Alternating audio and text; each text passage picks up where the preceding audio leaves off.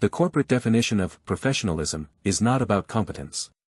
It is a sophisticated mechanism of psychological control, designed to enforce cultural and behavioral homogeneity. From the moment we enter school, we are taught to sit still, dress in uniforms, and suppress our natural impulses under a hidden curriculum. This is not education, it is compliance training. By the time we enter the corporate world, we have been thoroughly conditioned to accept that our worth is defined by our ability to play a role, wear a mask, and fit into a neat, standardized box. We exchange our authenticity for a paycheck, unaware that we are stepping directly into a trap designed to drain our life's energy. In the modern workplace, the label unprofessional has become the ultimate weapon of institutional power. It is rarely used to call out actual incompetence. Instead, it is wielded to silence dissent, punish individuality, and marginalize anyone who deviates from the dominant cultural norm. If you question a manager's bad decisions, challenge an inefficient policy, or express genuine frustration, you are labeled unprofessional. Meanwhile, the organization itself can lay off thousands of workers via email or cut benefits without warning under the guise of, "It's just business." It is a double standard that demands absolute obedience from the worker while allowing the corporation to act with cold, calculating sociopathy. We are taught to believe that professional rules exist to keep things orderly and efficient. But in reality, this extreme focus on conformity is killing innovation. Organizations that value compliance above all else fall victim to the cohesion trap and groupthink.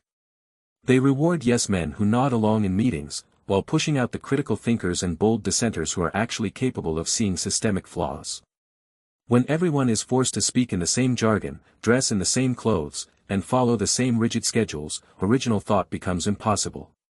The result is a stagnant, risk-averse culture where survival is prioritized over growth, and creativity is crushed under the weight of endless compliance audits and ritual meetings.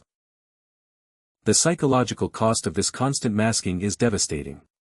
When you have to suppress your authentic self, your opinions, and your natural communication style for 40 hours a week, it leads to severe disengagement, chronic stress, and a loss of identity.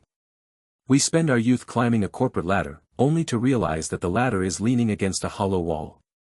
We trade our natural autonomy, the freedom of our time, and the joy of spontaneous expression for a title and artificial status. The rules of professionalism are designed to make us predictable, replaceable, and easily managed. They want you to believe that a successful life is one spent following their roadmap, but that roadmap leads straight to a gilded cage. It is time to question the rules we have blindly accepted. We must reject the notion that compliance is a virtue and that conformity equals competence.